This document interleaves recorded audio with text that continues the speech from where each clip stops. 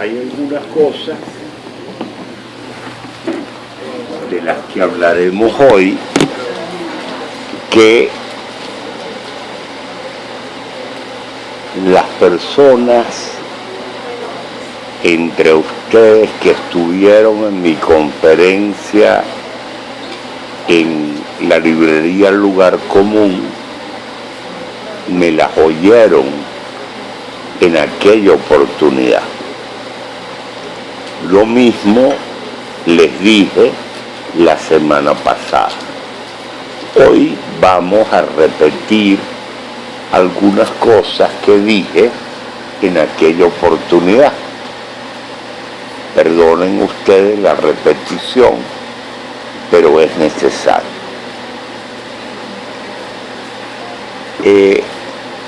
Yo quería empezar hoy ahondando en un tema específico que tratamos la semana pasada, pero se me olvidó contarles el tercer ejemplo. Hablamos de 3 días de acercamiento a la experiencia religiosa: la conversión, la iluminación y la iniciación. Hablamos de la iniciación para explicar en qué consistieron los misterios de Eleusis. Espero que les haya quedado someramente claro en qué consistió la iniciación que involucraban los misterios de Eleusis. Les dije que tanto la conversión como la iluminación, como la iniciación, son 3 vías que se interpenetran, que se interrelacionan la una con la otra. Generalmente no se da una de estas vías separada de las otras 2.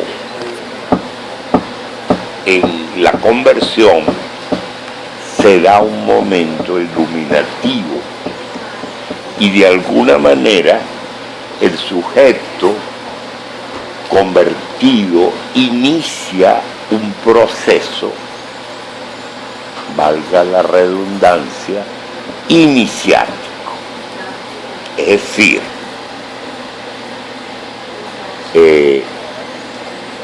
lo que origina la conversión es una mistagogia, es decir, un aprendizaje paulatino del misterio.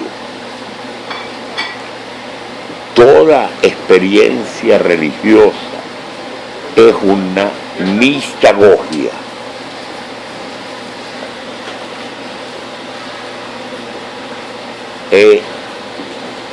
Les hablé como ejemplos ilustrativos de conversión, la conversión de Pablo de Tarso, la conversión de Agustín, de Hipona y la conversión de Pascal. Pero me faltó mencionarles un cuarto ejemplo de conversión que me parece tremendamente ilustrativo, y fue la conversión de Paul Claudel, el gran poeta del siglo XX francés. Paul Claudel había tenido una formación estrictamente laica y secular, y era ateo. Y en la Nochebuena de el año 1888 se le ocurrió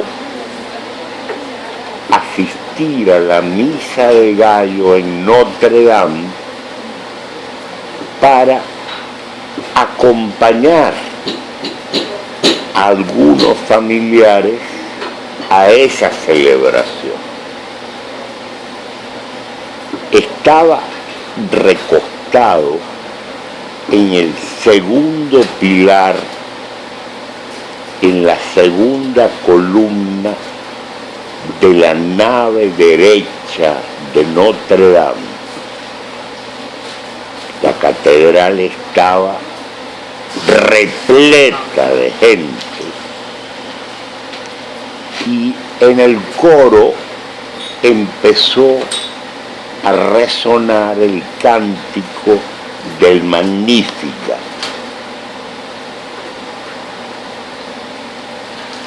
A los 10 minutos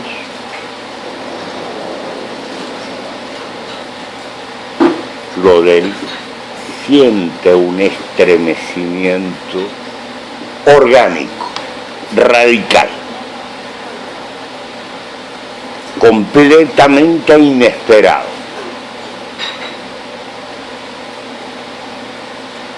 Él lo va a formular unos días después de una manera lapidaria. Todo el orden racional y lógico de mi ateísmo seguía inmóvil en mi mente. Yo simplemente había salido de él. Todo el edificio racional y lógico de mi ateísmo permanecía inmóvil en mi mente. Yo simplemente salí de él.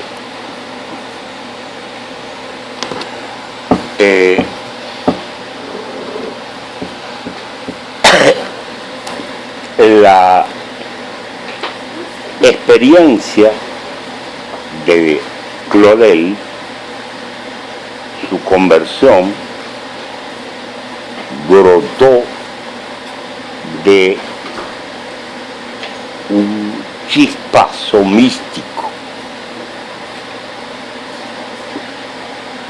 como decía mi profesor jesuita de castellano y literatura en cuarto año de bachillerato,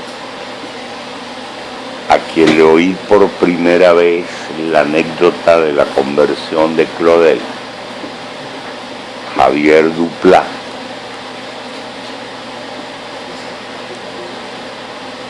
Javier decía aquel viernes por la tarde cuando nos contó esa anécdota, y ustedes perdonen esta reminiscencia en clave teológico cristiana.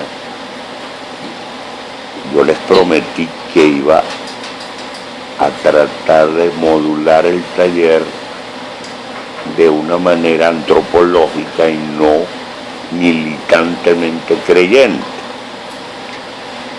Pero Javier decía, probablemente Dios se valió de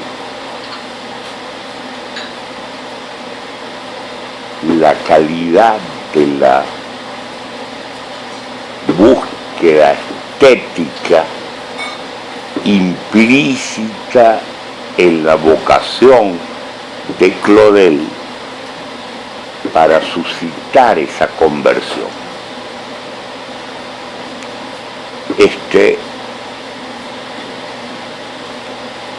Quería hablarles de este tipo de conversión porque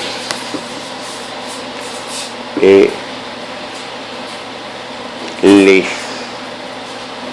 hace más que demostrar, es decir, muestra que una experiencia mística puede darse de una manera súbita, inesperada, incluso en un no creyente.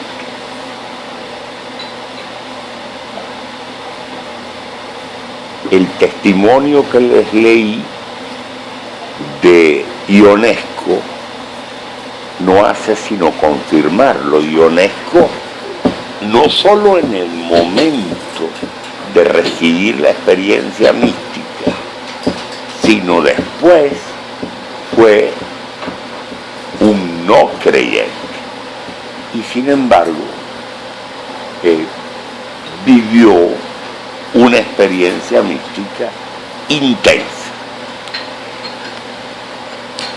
Jorge Luis Borges, el gran poeta, yo les comenté que había recibido la gracia inesperada de algunas experiencias místicas.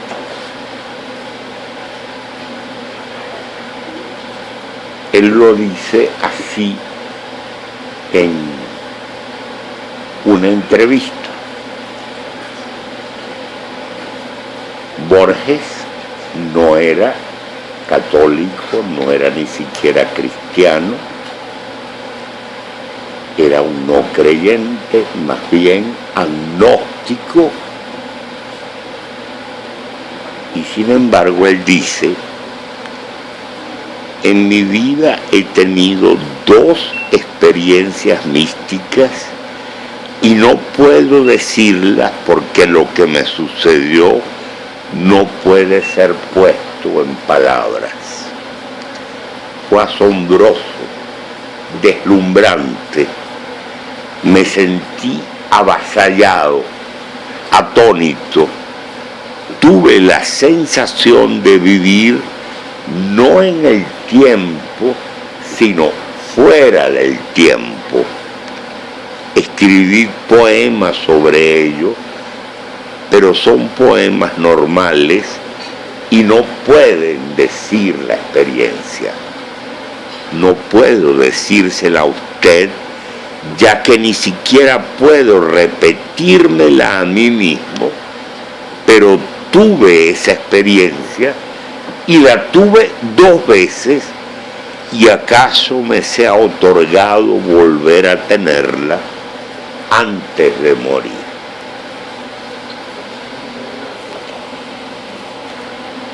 Hay un poema de Borges que alude a una de estas 2 experiencias.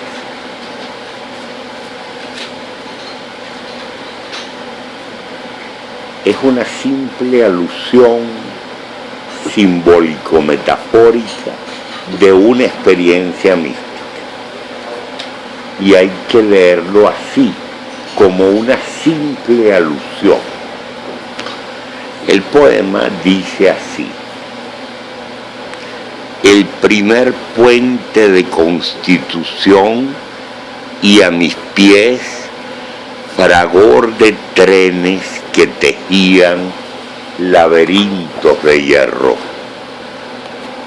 Humo y silbatos escalaban la noche, que de golpe fue el juicio universal. Desde el invisible horizonte y desde el centro de mi ser, una voz infinita dijo estas cosas,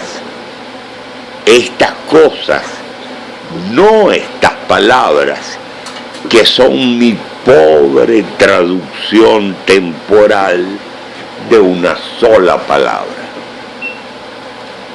Estrellas, pan, bibliotecas orientales y occidentales, naipes, tableros de ajedrez, galerías, claraboyas y sótanos, un cuerpo humano para andar por la tierra, uñas que crecen en la noche, en la muerte, sombra que olvida, atareados espejos que multiplican, declives de la música, la más dócil de las formas del tiempo, fronteras del Brasil y del Uruguay, caballos y mañanas, una pesa de bronce y un ejemplar de la saga de Grettir,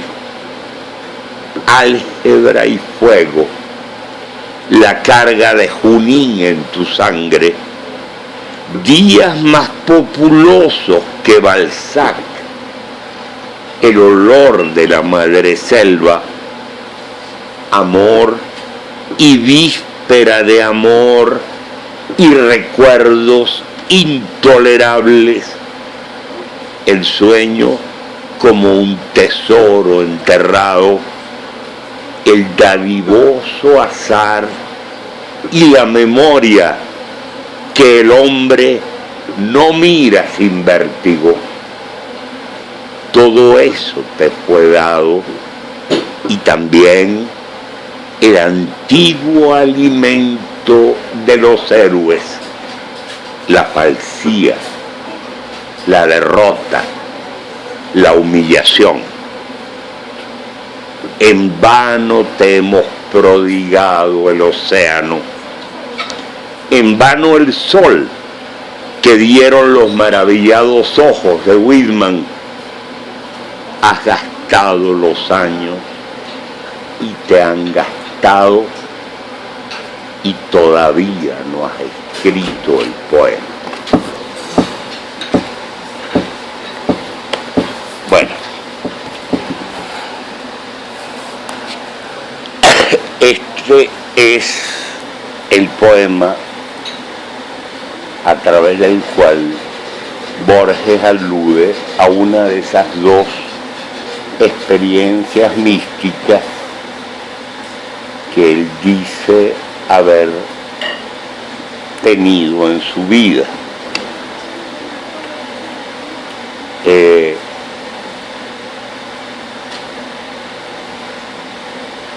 Él, como les dije en la primera sesión del taller, él quiso hablar con un director de un monasterio zen en Japón para dilucidar en la conversación con él el contenido de esas experiencias místicas y explorar también la posibilidad de quedarse una temporada en ese monasterio zen del Japón. Eso no se llegó a dar, según relata María Kodama en una entrevista que ustedes la pueden leer también en este libro extraordinario.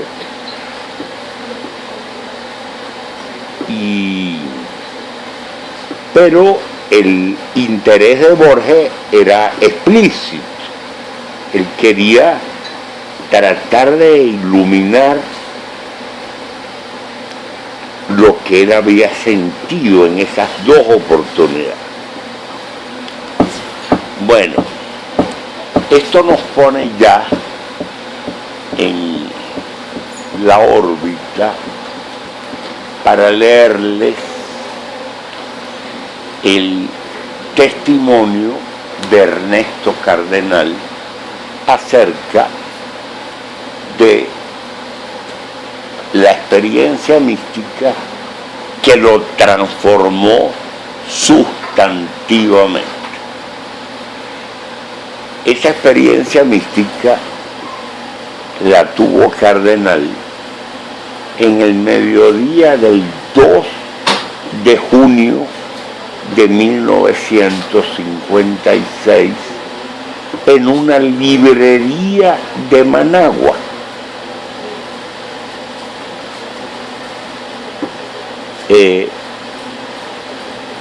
Todo lo que tiene que ver con Cardenal me toca muy de cerca.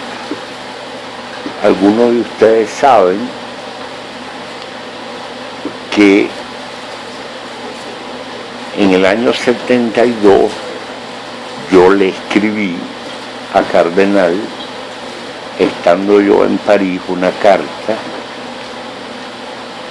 presentándome y explorando la posibilidad con él de ir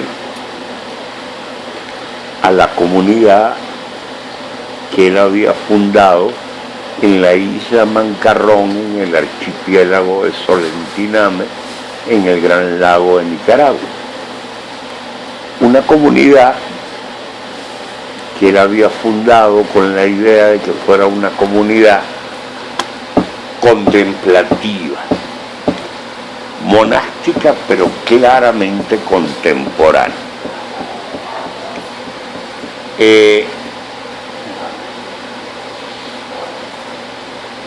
Yo tenía noticia y conocimiento de que aparte de la meditación y el trabajo artesanal y agrícola de los integrantes de la comunidad, la lectura espiritual o ascética, o vamos a decir así, sí, hasta cierto punto teológica de los integrantes de la comunidad eran Dostoyevsky y Rabindranath Tagore. Eso por ponerles un ejemplo acerca de la pretensión de Ernesto de convertir aquella comunidad en un enclave contemplativo, pero radicalmente contemporáneo. Yo le escribí la carta desde París y luego me fui a vivir y a estudiar en Friburgo. Y a los pocos meses me llega una carta que él me había enviado a París, pero los amigos en París me la remitieron a Friburgo. Y me decía una carta breve, me decía: mi consejo es que vengas.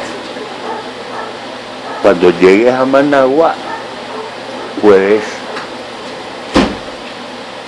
llamar a mis padres, y me daba el teléfono y me decía: yo creo que este puede ser un lugar para ti.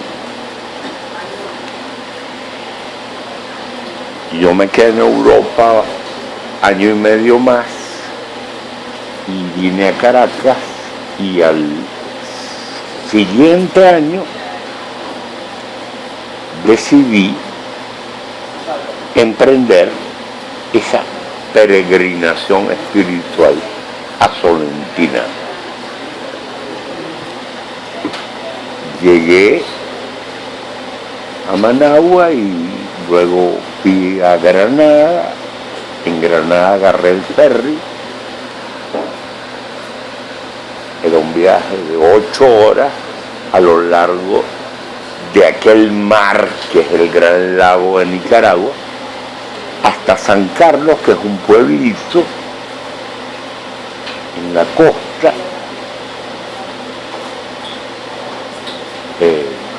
occidental del lago, y allí los martes desembarca Ernesto con algunos miembros de la comunidad, y efectivamente San Carlos lo conocí personalmente. Y ahí empezó una experiencia espiritual inédita en mi vida. De hecho, pasé 4 meses allí. Algún día les contaré con más lujo de detalle en qué consistió aquella peregrinación espiritual. Entonces, todo lo que tiene que ver con Cardenal me toca muy de cerca, porque lo leo desde que yo era un adolescente de 14 años. Estoy muy familiarizado con todo lo que él ha escrito en poesía, en ensayo, en clave autobiográfica, de modo que esto que les voy a leer es una experiencia mística absolutamente clásica y, vamos a decir así, canónica. Todos los elementos de una experiencia mística entendida de una manera canónica se hacen presentes en este relato. Pero el relato está escrito en lenguaje totalmente contemporáneo. En ese sentido nos acerca al núcleo de una experiencia mística desde un ángulo radicalmente moderno.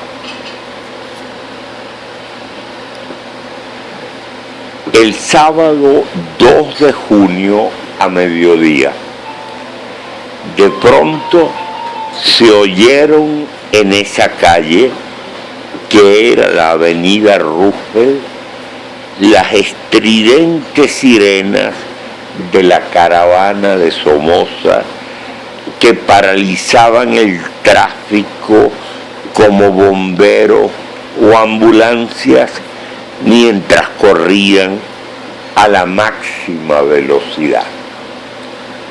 Era Somoza que venía de la boda en la catedral y se dirigía a la casa presidencial. Aquellas estruendosas sirenas sonaron en mis oídos como clarines de triunfo, un triunfo sobre mí. Por extraño que parezca, rápido como un flash, mi mente percibió una superposición y el dictador como si fueran uno solo que había triunfado sobre mí. Pensé preguntarle al padre Elizondo, un jesuita que iría a visitar para consultarle sobre mi vocación, si en Somoza debíamos ver a Dios según aquella frase enigmática de San Pablo de que todo poder viene de Dios. El hecho es que me sentí abatido hasta el fondo del abatimiento. Lo que yo sentía es lo que expresa aquel salmo: de profundis clamavo, desde lo profundo clamo a ti, Señor. Entonces me rendí a Dios. Pensé que ya había luchado mucho infructuosamente, que no me quedaba más que probar a Dios, arriesgarlo todo y ver qué tal me iba. Dije desde lo más hondo de mi alma, me entrego. Todo lo que cuento fue rapidísimo, aunque son lentas las palabras para contarlo. Al hacer esa entrega, sentí en mí un vacío que no tengo otra manera de calificarlo sino como cósmico. La pobreza total dentro de mí. Estaba ya sin nada. Hasta el punto que me parece que yo sentí mucha lástima de mí. Y en ese instante me pareció que otro estaba teniendo también una gran lástima de mí. Y sentí que entraba dentro de mi alma como un vientecito, algo sutil de lo que yo ya había probado antes un poquitico, la paz. La paz como la entiende San Ignacio, la que yo empezaba a sentir cuando me acercaba a la entrega, pero ahora se venía haciendo grande y yo ya sabía de dónde procedía eso que me estaba entrando y me acordé de lo que aconsejaba San Juan de la Cruz y lo quise rechazar para no equivocarme con nada falso. Y aunque lo rechazaba, aquello crecía más. Todo esto muy rápido, como dije. Y esto pasó de ser una paz muy sabrosa a ser un deleite muy grande, un placer inmenso que se iba haciendo cada vez más inmenso hasta hacerse intolerable. Y sentí que me decía, me comunicaba sin formularlo en palabras, esto es lo que yo quería desde hace mucho tiempo, ahora sí ya nos unimos. Y mi alma se sentía sucia, se sentía avergonzada y sintiendo que cada vez me apretaba más, abrazaba más y más fuerte por el placer sin límite. Y entonces le dije que no me diera más placer porque me iba a morir. Ya me dolía mucho. Si me hacía gozar más, me mataba. Y me parece que todavía aumentó un poquito más y ya cesó, quedándome aturdido, anonadado. Y sentí que ya mi vida iba a cambiar completamente. Y recuerdo muy bien que pensé que yo iba a sufrir mucho. Me vi a mí mismo en la imaginación como que tuviera una corona de espinas. Y es porque iba a ser cualquier clase de locura. Y es porque estar teniendo toda la vida una cosa como esta era como para aguantar cualquier sufrimiento. En esas dos cosas me equivoqué, en cuanto a los sufrimientos y en cuanto a que eso lo iba a estar teniendo toda la vida. No se me ha vuelto nunca a repetir. Ese es el testimonio de una experiencia mística que transformó absolutamente la vida de Cardenal. 37 años después, en un libro que se titula Telescopio en la noche oscura,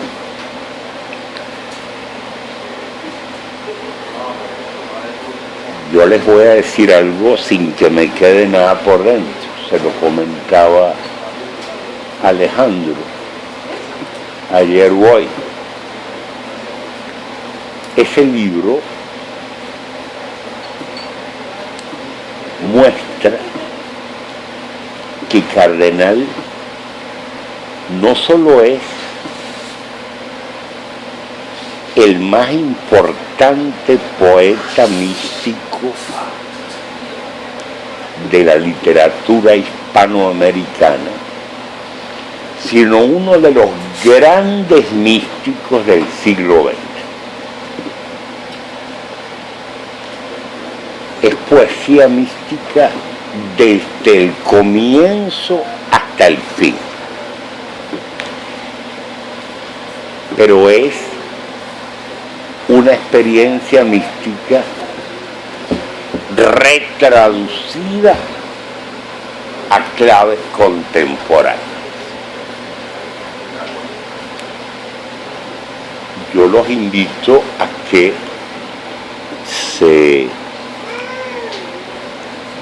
busquen ese libro y si pueden leerlo, lo lean atenta y despaciosamente. Es muy difícil conseguirlo en Caracas.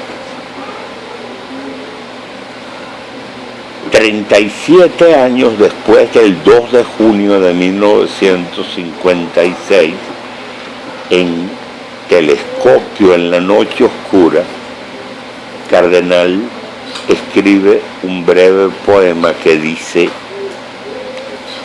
mi consuelo es recordar lo que me hiciste aquel 2 de junio. Ahora estás tan lejos de mí como Iliana, ¿te acuerdas? Y la galaxia de Andrómeda. Cuando Iliana estaba más lejos de mí en la calle Candelaria que la galaxia de Andrómeda. Mi consuelo es recordar lo que me hiciste aquel 2 de junio hace 37 años. Iliana fue una novia suya. Bueno, en este testimonio de Cardenal vemos reflejarse todo lo que Juan Martín Descalzo describe en la definición de experiencia mística que hemos leído y comentado en el taller. Primero, una experiencia interior. Sucedió en una librería. Es decir, la experiencia mística no está circunscrita a ningún espacio ni tiempo sagrado. Puede producirse en cualquier espacio y en cualquier momento, incluso los más laicos y seculares.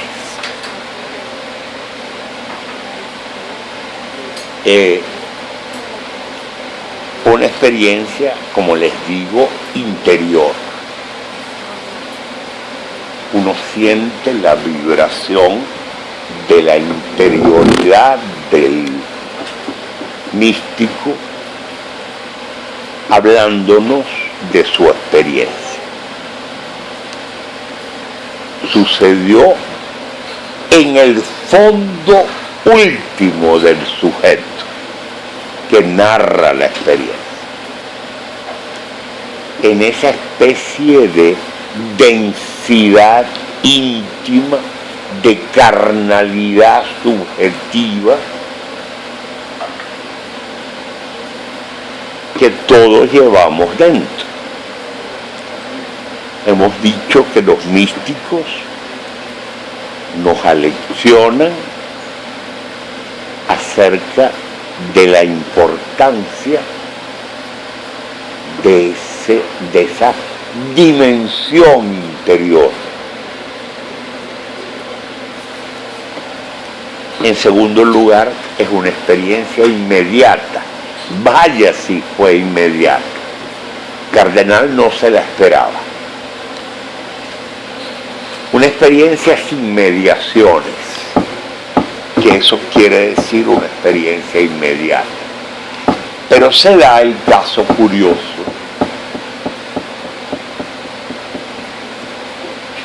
de la mediación psíquica que se produce en la experiencia mística de Cardenal. Cardenal fue toda la vida un opositor acérrimo a Somoza. La dinastía tiránica de Somoza, primero Anastasio, luego Luis, luego Tachito Somoza, que gobernaron Nicaragua como se gobierna una hacienda particular. De hecho, Tachito Somoza, eso me lo contaba un amigo en Solentinama. Él se lo había oído a una persona de su mayor confianza. Tachito Somoza decía, había dicho en público, mi papá me dejó Nicaragua en herencia. De modo que yo no hago sino usufructuar esa herencia que me dejó mi papá. De modo que Cardenal fue toda la vida un opositor militante de la dinastía tiránica somocista. Y participó el año anterior a esta experiencia mística en una rebelión fracasada contra Somoza.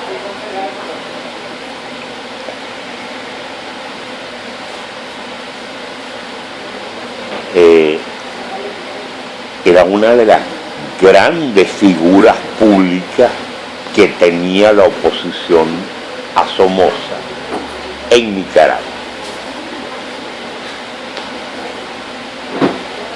Entonces, es curiosa esa superposición de la que habla él entre la figura del dictador y Dios. Esto es una cosa misteriosa. Yo les dije la semana pasada que el pentagrama de música interior que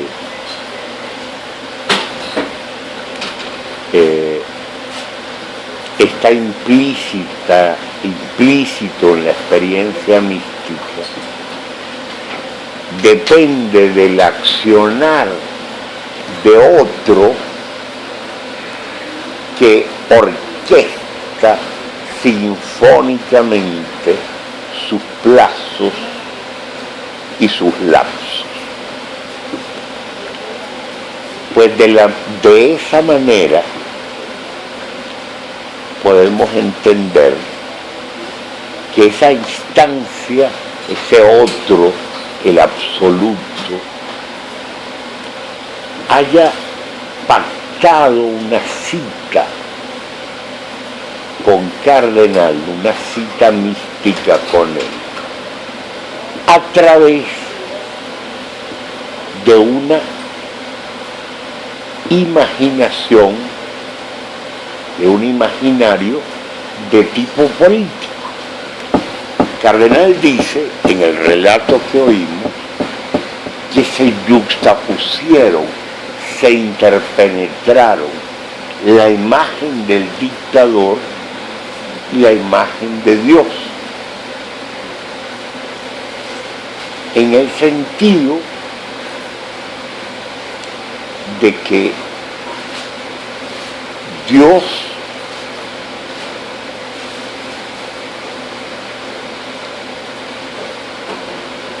quería hacerse del dominio, entre comillas, de la interioridad de Cardenal, en el sentido de que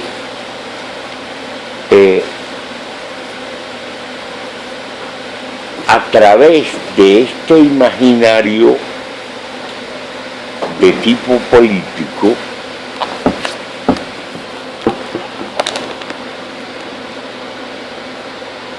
por extraño que parezca, rápido como un flash, mi mente percibió una superposición de Dios y el dictador como si fueran uno solo. El hecho es que me sentí abatido hasta el fondo del abatimiento. Pensé que yo había luchado ya mucho, infructuosamente, que no me quedaba más que probar a Dios, arriesgarlo todo y ver qué tal me iba. Dije desde lo más hondo de mi alma, me entrego.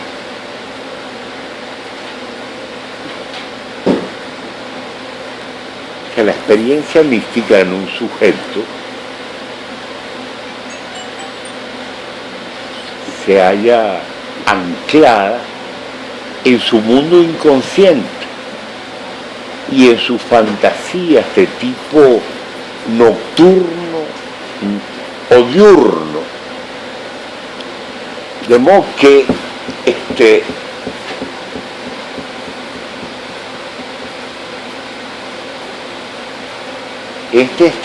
desde este imaginario autobiográfico, como tenemos acceso a esta experiencia mística concreta.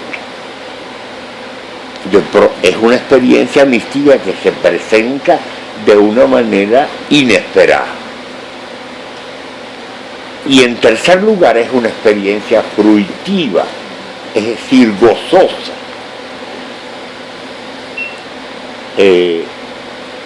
Cardenal habla de placer y de placer intolerable. No dice exactamente alegría, habla de placer. La experiencia mística es una experiencia de una alegría inopinada, absoluta, total, de un placer intolerable. Cardenal llega a decir, si me daba un poco más de placer, yo me moría. Como que